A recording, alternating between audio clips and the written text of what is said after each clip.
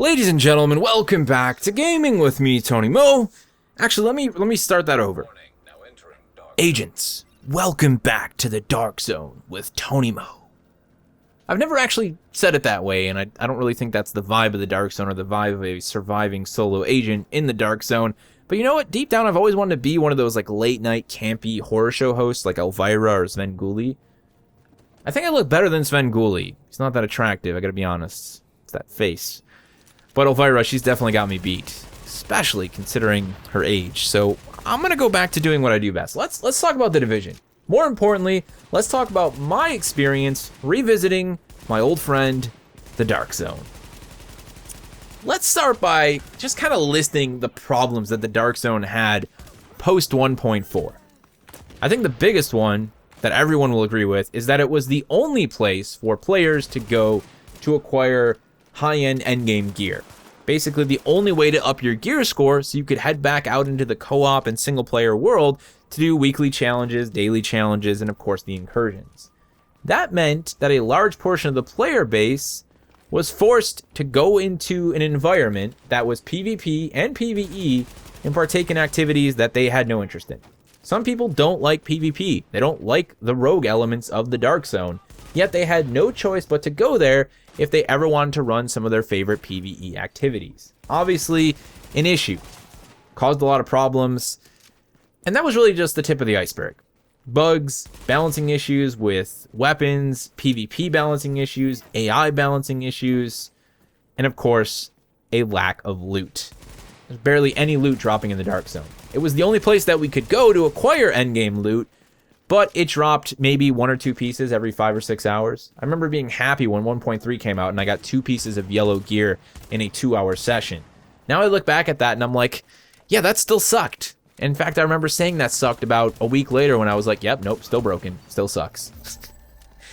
The game was in a really rough place across the board, but the Dark Zone, I think, was the pinnacle of that issue, because whether or not you wanted to engage in a PvP environment, you were forced to go there. The great thing about 1.4, of course, was that it completely evolved, rebalanced, and altered the Division. Across the board, every single facet of the Division was touched by this wonderful infectious disease that was patch 1.4. The Dark Zone, of course, was no exception. So now, fast forward, post 1.4, the Dark Zone to start is no longer the only place that you can get high-end endgame gear. That happens wherever you want it to happen. You want to do it in solo, out in the open world? Go ahead. You want to do it solo in the Dark Zone? Go ahead. You want to do it in co-op, out in the open world by grabbing supply drops that you get once daily? You want to go hunt down named bosses out in the open world? You want to go compete in regular daily missions? You want to make sure that you're in World Tier 4? Go ahead. Wherever you go, gear is going to drop that is relevant to your gear score, meaning that you can level up in whatever the hell way you want to. That's a great feeling. And that removes the Dark Zone as the only endgame environment in the Division. And that's a good thing. What that means is that you can actually go into the Dark Zone and enjoy it for what it is, for what it's supposed to be. It's supposed to be this really great hybrid take on games like DayZ and Rust. It's a PvP experience with the constant potential for player interaction, for player-driven experiences and moments that is infused with a strong dose of PvE combat. That's the Dark Zone. That's what makes the Dark Zone so kick-ass. That constant high-tension gameplay. Oh man, my squad just wiped out this named boss. Man, we've got all this fat loot. All right, let's take it to the extraction point. Dude, we got another squad rolling in, guys. There's too many of them. We're not all going to be able to extract our loot. What do we do? What's the decision? Do we team up with those guys and then go against those guys? Or do we try and hit them all at once?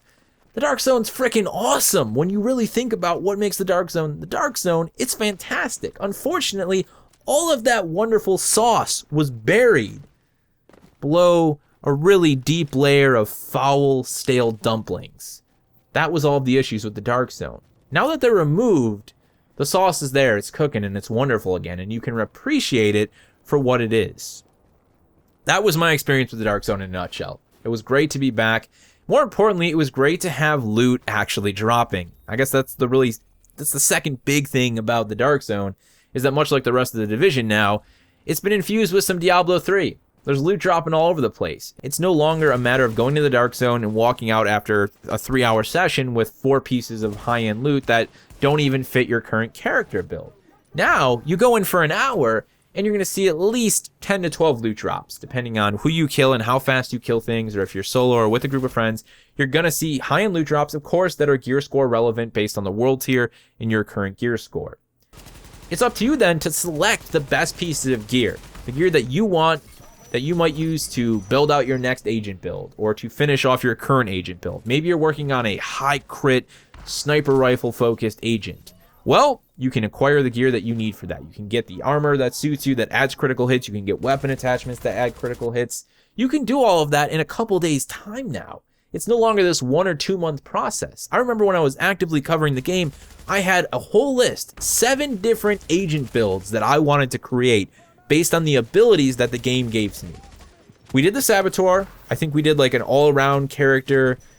I had plans to do a medic. I had plans to do a high sustained tank. I had plans to do a sniper class that was all about high crit. I had plans to do a CQC class that focused on SMGs and shotgun. I had plans to do a suppressive class that focused on LMGs. I still have these things in my OneNote page. They never came to fruition because I would have had to spend more hours than humanly possible to acquire the gear and the loot that I needed to make any of those things happen. The funny thing is I could probably go back and do at least 2 of those in the next month now. That's how much gear drops. That's how much loot drops.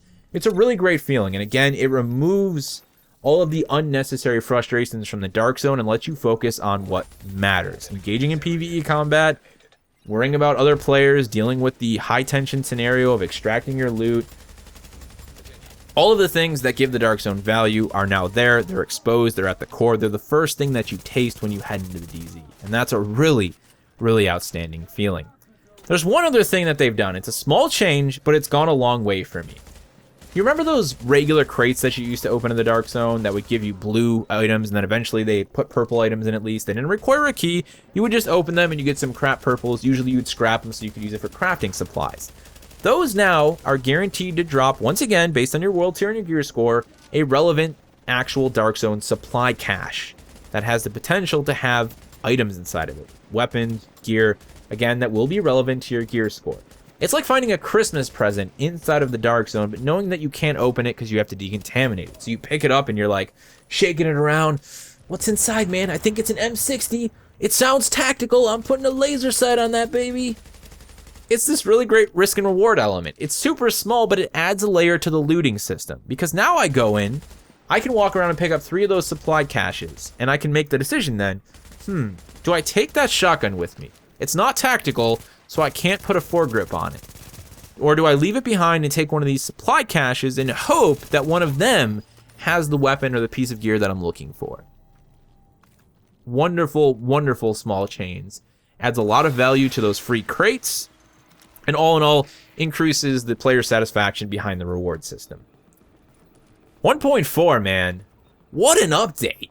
Well done, Massive. Honestly, I'm glowing when I think about playing the Division these days. And you know what the best thing is? A lot of you guys mentioned this when I talked about 1.4 initially. Your favorite component of the Division has always been audiovisual design. A couple of you pointed that out to me. You know what? I don't really actually like all of the game, but I kept playing it because the atmosphere was so great. The music was so great. And I couldn't agree more. It's the first thing that I grew attached to when it came to Division. It's the first thing that I fell in love with. It's why I ended up doing all of those scenery-focused videos where we just looked at different locations inside of the Dark Zone. It's a wonderful, wonderful environment. And even on the Xbox One, it's beautiful. It's stunning. It's breathtaking. The atmosphere is thick. I make my way into the Dark Zone. I revisit some of my favorite locations like the library. And I'm home again, you know? There's a lot of memories built for me there because of that audiovisual design. And as I pushed further into my DZ session this morning, I'm in a snowstorm fighting cleaners with flame just saturating the air, cutting through the flurries. You just can't go wrong.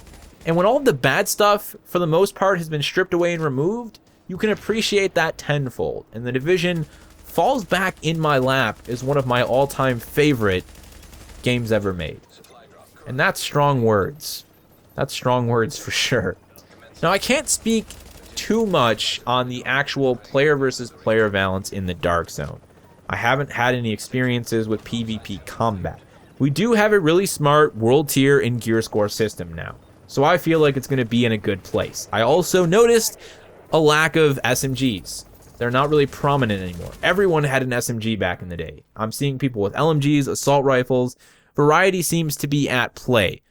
At this point, I would love to hear what you guys have to say. If you're someone who has been in the DZ post 1.4, what has your experience been like? Have you played any PvP stuff?